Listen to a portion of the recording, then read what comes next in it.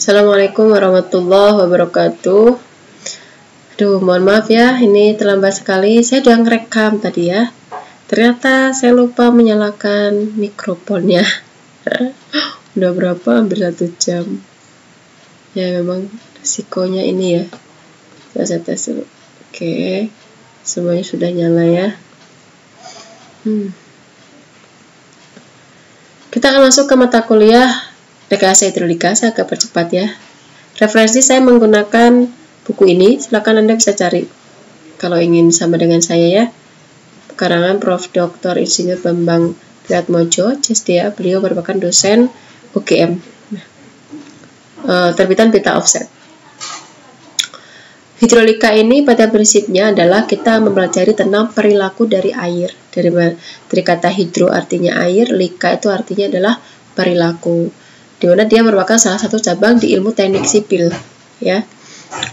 Dan untuk syarat bisa mengikuti kuliah ini maka Anda harus sudah mengikuti kuliah kalkulus atau matematika. Apa sih aplikasinya dalam dunia nyata? Kita bisa lihat misalkan pada perencanaan bangunan-bangunan air. Ini adalah contoh perencanaan bangunan irigasi gitu ya. Di mana ini merencanakan tentang kebutuhan pada suatu petak sawah. Contohnya bidang jalan raya, contohnya adalah untuk pembuatan drainase pada jalan. Teorinya sesuai dengan peraturan, idealnya jalan itu wajib memiliki selokan ya atau drainase. Kenapa? Supaya saat hujan air itu bisa langsung masuk ke drainase sehingga tidak ada namanya air itu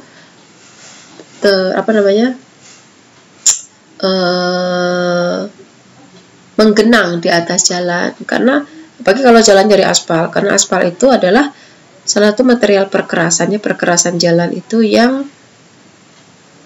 rentan terhadap air ya.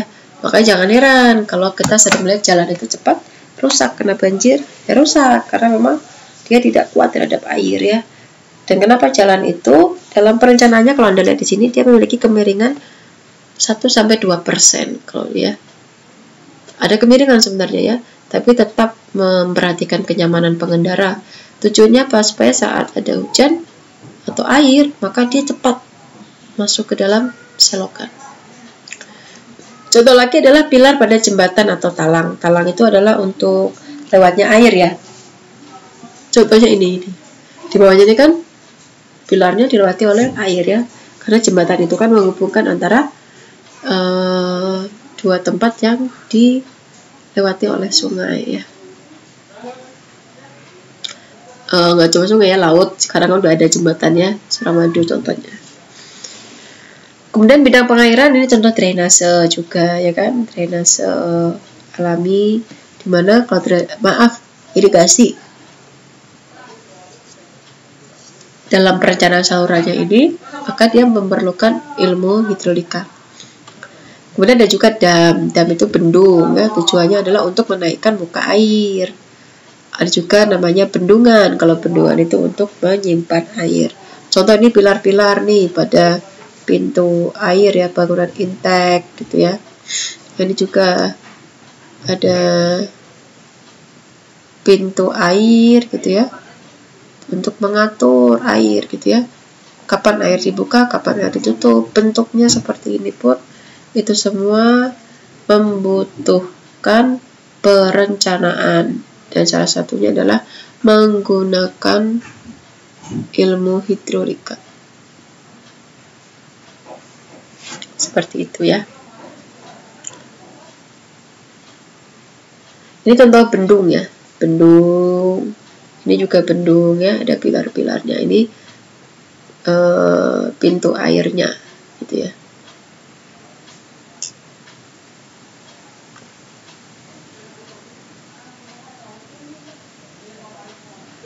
Di bidang dunia nyata ada gedung bertingkat misalkan ya.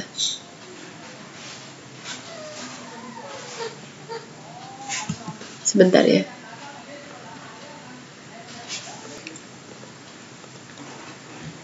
Saya lanjutkan ya.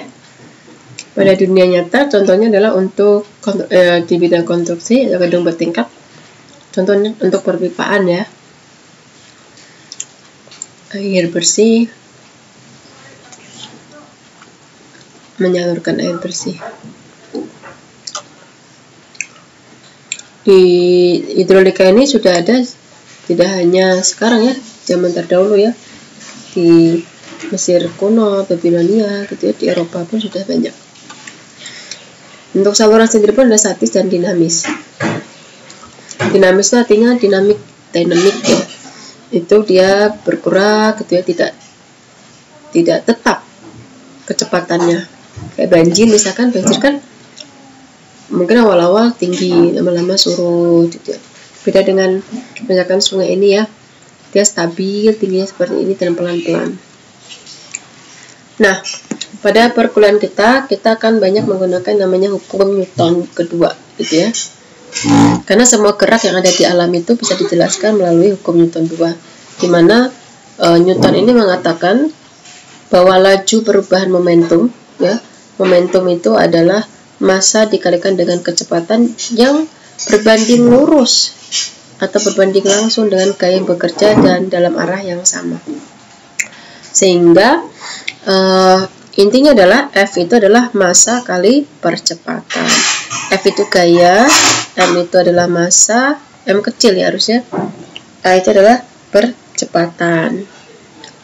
Contoh soal, berapakah gaya yang harus diberikan pada benda dengan massa 100 kg dan percepatannya 10 meter per detik kuadrat? Maka kita definisikan dulu, diketahui masanya 100 kg, satuan kilogram, percepatannya 10, maka F sama dengan M kali A. 1000 kg meter per detik kuadrat. Kita bisa ubah menjadi 1000 Newton. Nah, berarti kilogram meter per sekon kuadrat, maaf ya, ambil ini.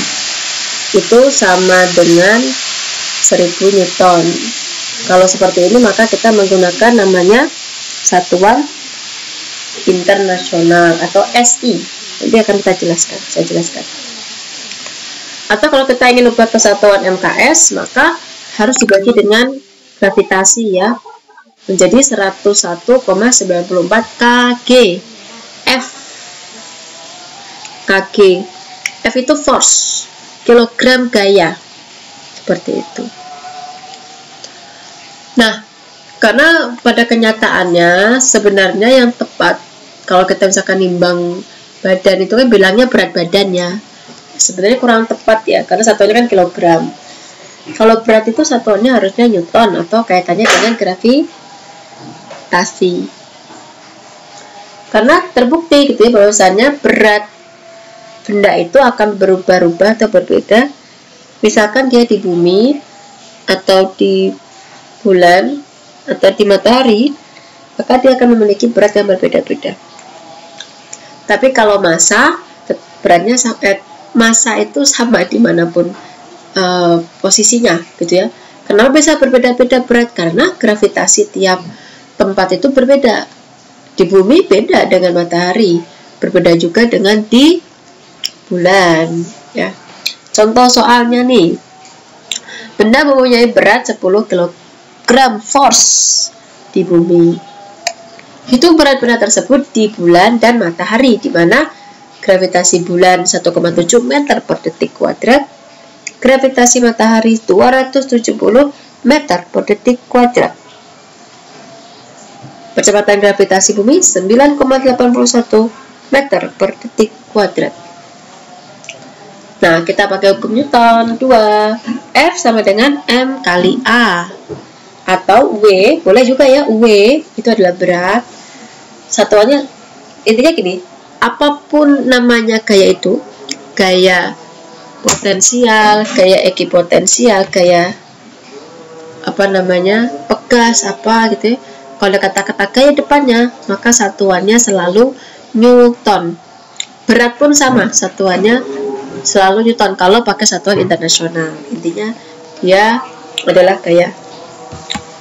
Nah, F sama M kali A bisa juga ditulis sebagai W sama dengan M kali G. Maka M-nya ketemu, 10 dibagi 9,81 yaitu 1,01937. Bentar ya.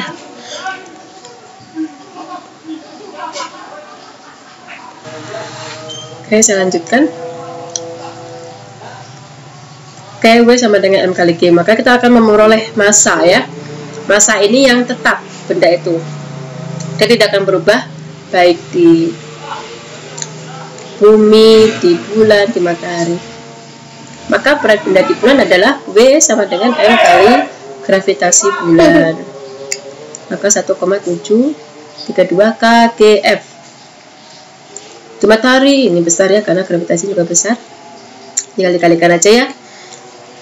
275,2294 kgf. Nah, kita akan mereview kembali pelajaran, mungkin pelajaran SMP ya. Apa itu besaran, apa itu satuan.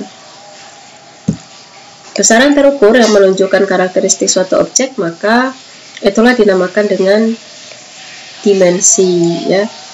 Panjang, waktu, temperatur, ininya apa yang akan kita ukur ya. Terus satuannya apa? Itu ukur, setelah diukur standarnya apa ini buat ngukurnya? Nah, itu dinamakan dengan satuan. Dimana satuan sendiri pun bermacam-macam ya. Ada satuan internasional, ada juga MKS, meter kilogram second. Kalau di dunia pendidikan sih kita sudah lebih banyak ya menggunakan satuan internasional.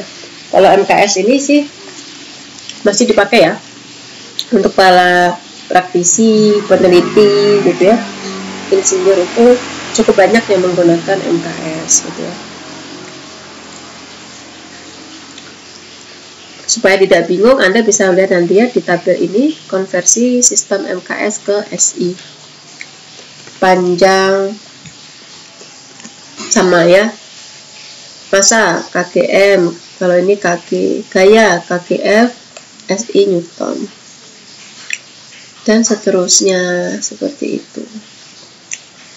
Nanti bisa dilihat di sini ya perbedaan-perbedaannya.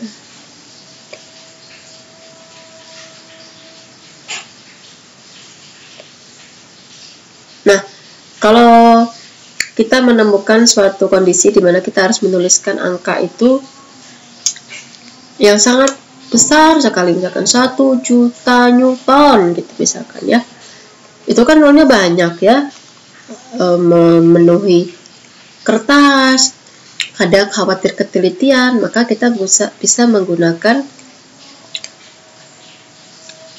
namanya prefix ya. Berarti kalau 1 juta Newton kita bisa, berarti 10 pangkat 6 kan, 10 pangkat 6 Newton, maka bisa ditulis juga menjadi 1 mega Newton misalkan ya. Atau misalkan ini adalah 1000 Newton, maka kita bisa menulisnya menjadi 1000 itu 10 pangkat 3 ya, 1 kilo Newton. Dan sebaliknya kalau nilainya kecil banget, 0,001 0,000001 misalkan ya, ke pangkat 10 pangkat min 3, maka jadinya 1 milinewton, 1 mikronewton. Nah, seperti itu ya. Ini untuk mempermudah dan tidak memperbanyak tulisan juga, maka bisa menggunakan prefix seperti itu. Saya rasa cukup untuk pertemuan ini. Yang pertama, tugas nanti akan saya berikan di grup WA. Dan maaf ya atas keterlambatannya. Sekian dari saya. Assalamualaikum warahmatullahi wabarakatuh.